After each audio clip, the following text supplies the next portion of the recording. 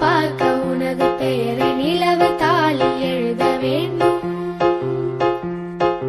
உலகம் பார்க்க உனது பெயரை நிலவு தாளில் எழுத வேண்டும்.